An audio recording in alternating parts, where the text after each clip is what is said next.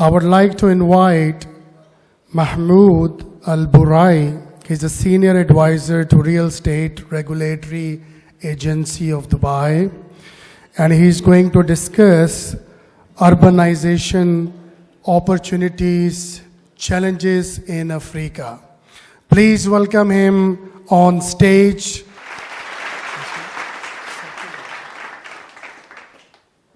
Well, good morning, everyone. I'm also the chairman of the Middle East Sustainable Development Institute. So this is a think tank based in Geneva. Africa is urbanizing. With urbanization, we have opportunities, but at the same time, we have challenges. Today, I want to talk about Africa, but also about Dubai and other cities and how we can learn from each other in such a forum. So thank you, actually, for inviting me. It's a great pleasure to talk about a continent that has been always not so much attention paid to in terms of investment. So Sub-Sahara Africa actually is considered, according to the United Nations, the world's fastest urbanizing region. And with urbanization, as you know, there are a lot of opportunities that comes in.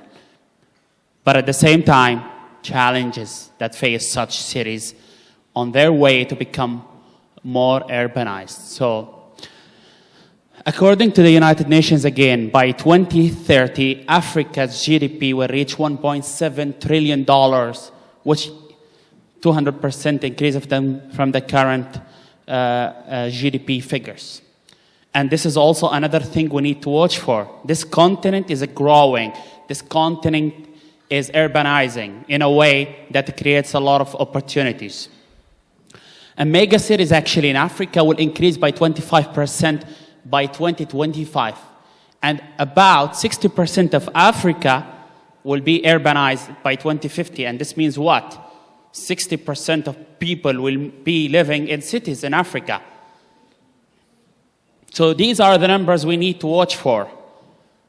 And as an engineer, I always look at numbers before I look at legal stuff. I look at numbers. How do we see this continent developing?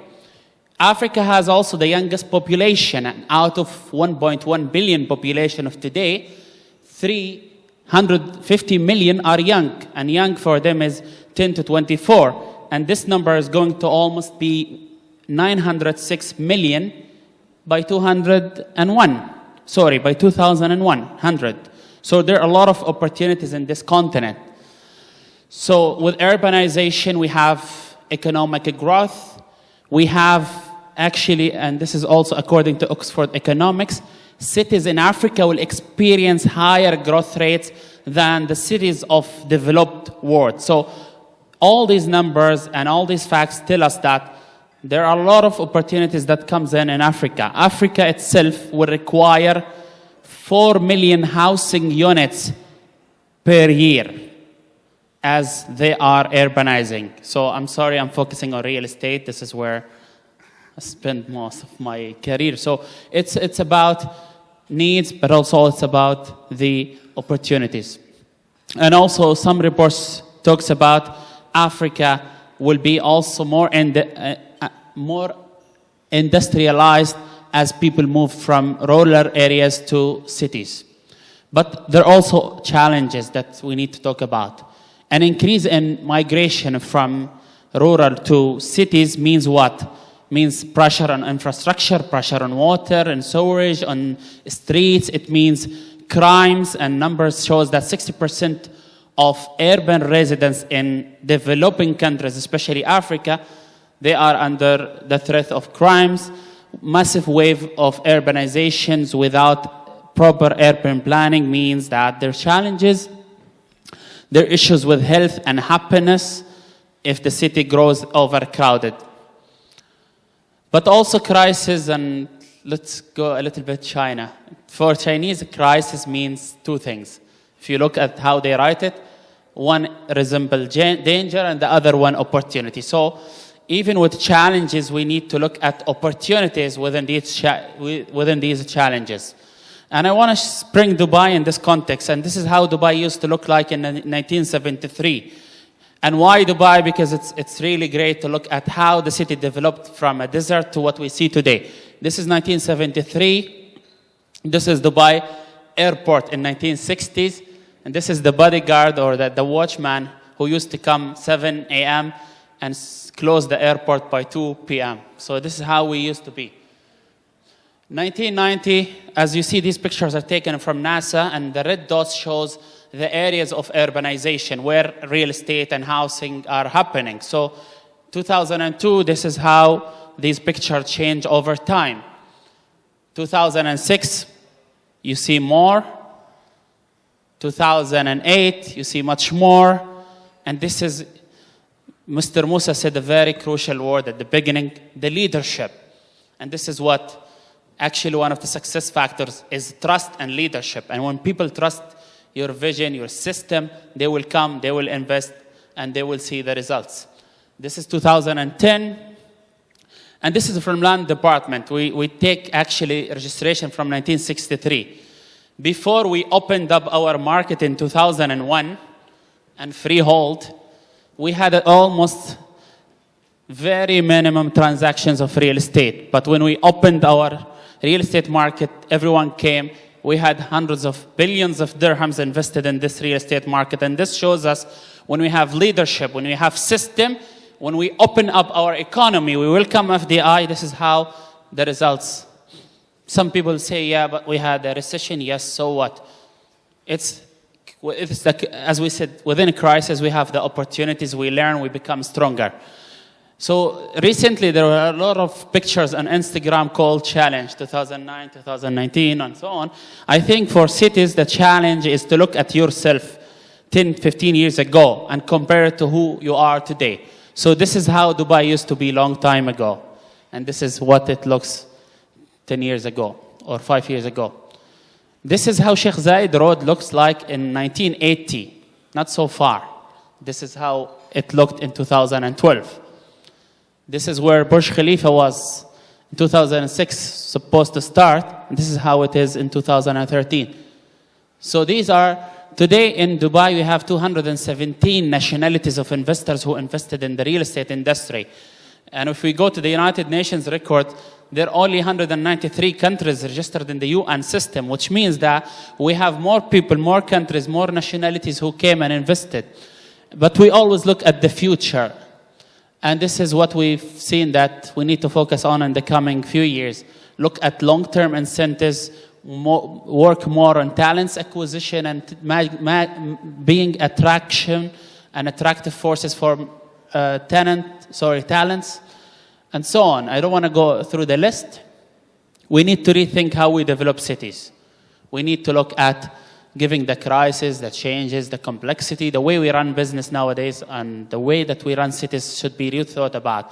We need to look beyond traditional business-led model to more of a multi-stakeholders where we get everyone's involved. So what are missing nowadays is sustainability thinking, stakeholders approach, resilience, and system thinking. This is what we need to embed within our DNA when we develop the future cities. And this is the model that I came up with in my PhD on, based on Dubai. We have 3 pillars: quality of life, government and resilient, affordability. These are the 3 pillars for a successful urbanization process. Quality of life means not only economic development, but also it means social, and it means also environmental, how we look at the whole cycle and the sustainability process. Government and resilience. Without strong government, visionary government, resilient system, we will not achieve the urbanization that we want to achieve. And the last one, affordability. We cannot grow and build a city for only rich. We cannot be a city for rich. We need to be inclusive city that everyone has space, everyone can work, achieve what they want to achieve. And just to maybe, because Sheikh Mohammed talks a lot about happiness, and this is what we want to aim, what we aim here in Dubai to achieve. We want happy city. So according to Aristotle, happiness is the meaning and the purpose of the whole life. The whole aim and the end of human existence. So if we look at the city as a system, what does people want from this system? People want curiosity, they want trust, they want cooperation, they want to have gatherings at the heart of the city where they can socialize, they want to be able to move and walk. And this is an example of Amsterdam, how it looked like 50 years ago, and how it looks now. So 60% of trips are made now by bikes. So reshift in the model. The cities initially were developed for cars, but how now we develop cities for people to walk and bike and use the more sustainable modes. With density also, I mean, we cannot grow in the way that we're growing, sprawling. We need to have a denser, compact city, because with compact city, it has been proved that people living in a sprawling city has an effect of 4 years of aging, if we talk about health and we talk about people. Traffic, we're missing also the social life, and it has been proven by the social life.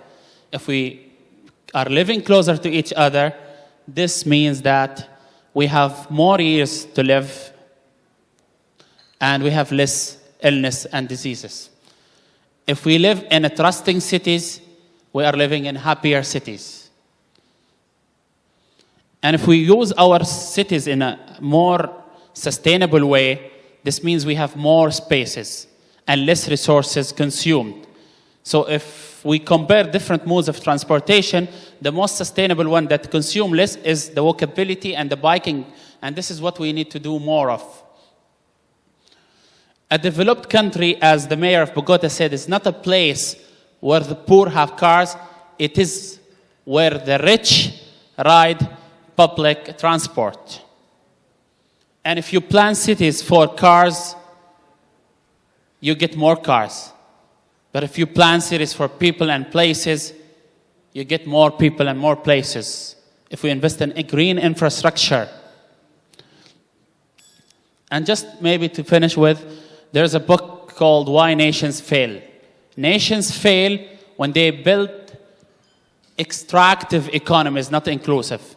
And that's why with inclusive, everyone has part in the city. Everyone is part of the economic growth of the city.